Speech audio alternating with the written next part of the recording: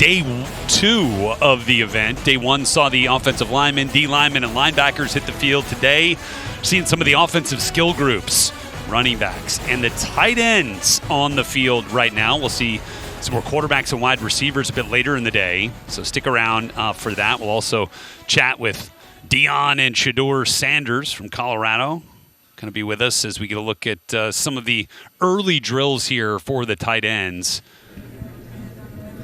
Kind of working some of these bags. Rhett Lewis, Daniel Jeremiah, Bucky Brooks here with you. Bucky's doing some interviews down in the field. We'll have those for you shortly as well. I know we just talked to Devin Neal from Kansas, so one of the impressive backs here today. Seeing how much force you can generate from your hips here. Can you really roll your hips and explode into the bag? A lot of times you're looking here, you're also listening to see how much force can they generate from that position through their hips hitting that bag. That was, let's see, is that 05 right there? That's 15. But I wanted to see a little bit of Jalen Conyers in this in these tight end drills. He's definitely a productive dude from Texas Tech. He's played some Wildcat quarterback back in his history. I think he's thrown a touchdown pass, started his career at Arizona State, then transferred in to Texas Tech, ran a 4.74 at the Combine, Deej, and one of the guys to watch out of this group. He catches a ton of tight end screens. Just a real smooth route runner when he does get out in the route, can high point the football. Can adjust down the field. Really, he's kind of a jumbo slot for them at 260 pounds. Even had a little bit of wiggle after the catch. Wanted to see a little bit more make-miss and out in space, but smooth athlete.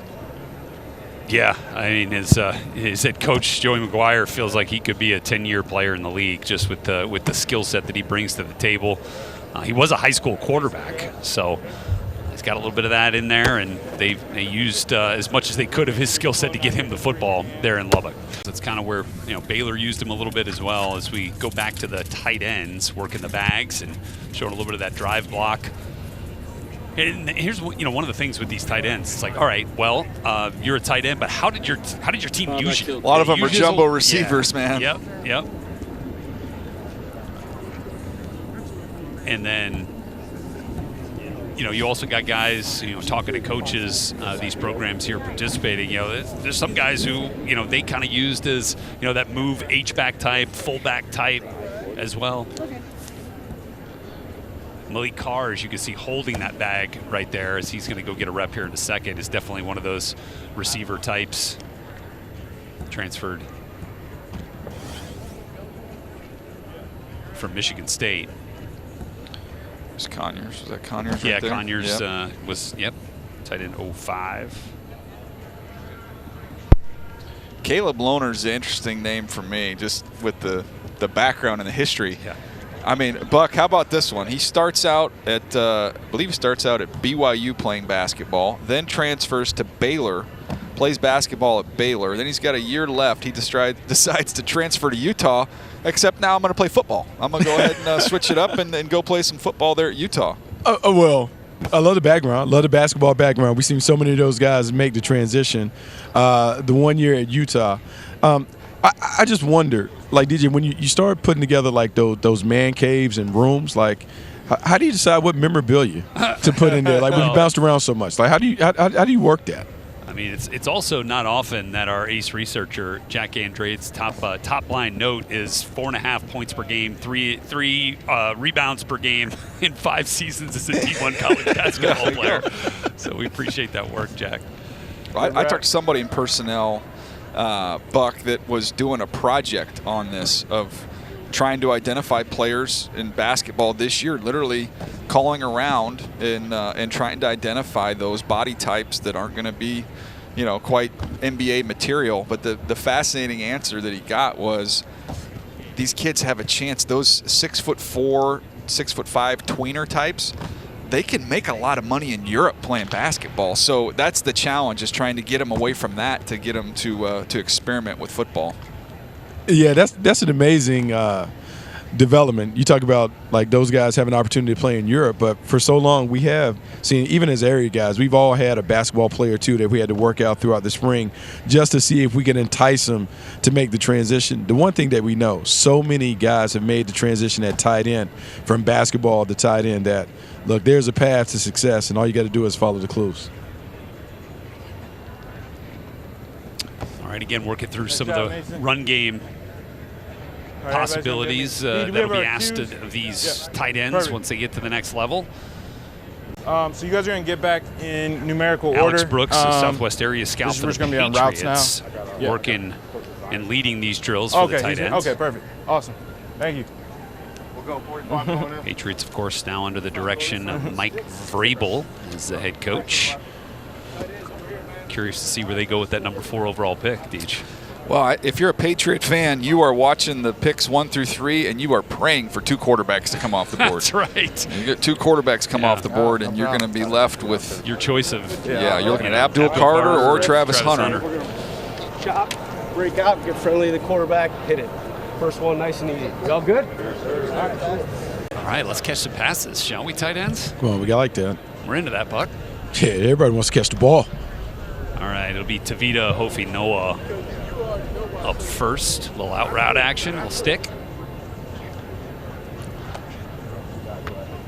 Yeah, this is just being under control here. Kind of ease your way into the workout here. Malik Carr caught 19 balls at Houston this year, but had a career year at Michigan State in 23 before hitting the portal. There's Jalen Conyers. He's got a big hands. catch radius. Nice grab.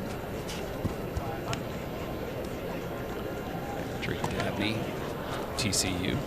Now we got a little left-hander throwing that you got to get used to the ball spinning differently. Especially when you go in line and get a righty and then come right back and get a lefty. Yeah, ball tails away from you a little bit. Yep. All right, Keanu Hill making that catch for us. And when we come back, we'll keep the stick routes rolling here and the quarterback and tight end. All right, we're back. It's day 2 of Big 12 Pro Day. You're on NFL Network from the Ford Center, the Star in Frisco, Texas. Watching the tight ends run some routes. Oh, nice grab right there by Malik Carr out of Houston. Well-traveled, began his career at Purdue, went to Michigan State, and then finished up playing for Willie Fritz this year in the Lone Star State. There's Conyers. Yeah, Jalen Conyers. Nice combine workout as well a couple of weeks ago in Indianapolis. Now putting together a solid day here in Frisco.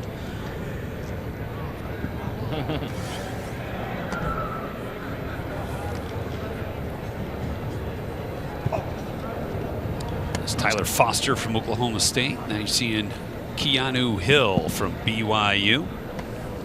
Give these guys a chance. Yeah.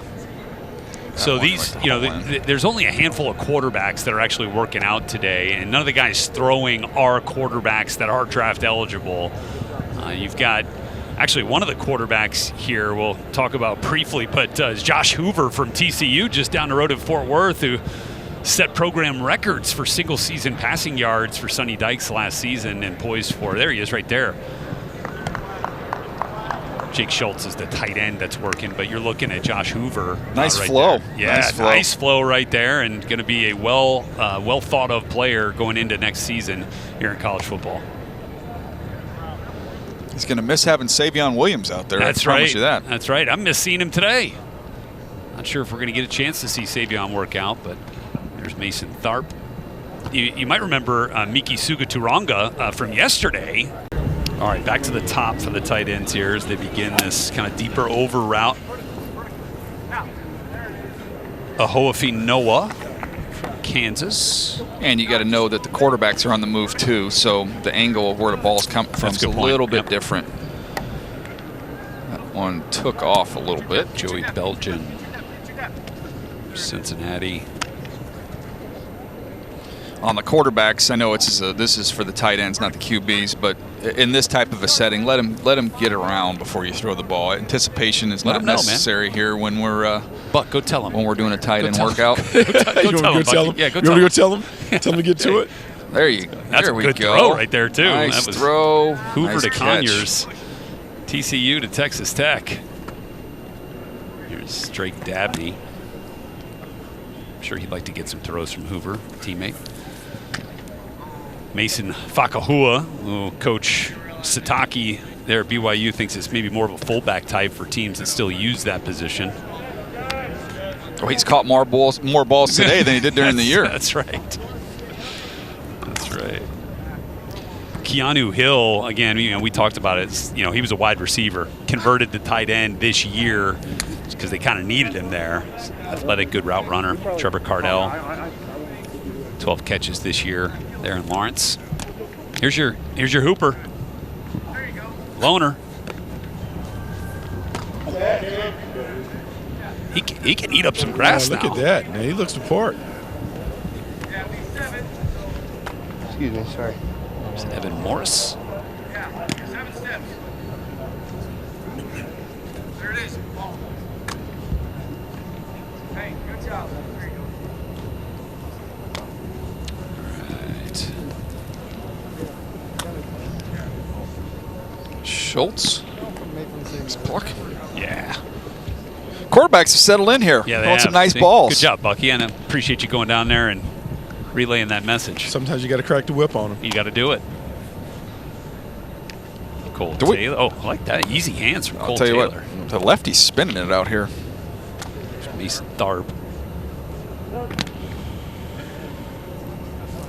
He's a 6'9" tight end right there. Gavin Yates, Baylor. Little Donald Parham-esque there Yeah, with the that's right. tall tight end. Lester Horn. CPC, those guys work out. All right. DJ, you want to set up this route here for us for these tight ends? Yeah, it's a spot route. Just getting right over the top of the ball. And Buck, as a quarterback, this is my favorite throw because it was literally like playing catch in the backyard. Yeah, I mean, pitch and catch. Don't miss this. Don't make it hard. A 7-year-old has mastered this in the backyard. Conway can really run a good Oh, spot he does route. it nice? Oh, yeah. There you go. Now, the throws don't always get there. The way Does he they get should, big? but Does he give you his he numbers does. and gets A big? Real nice catch radius for his age.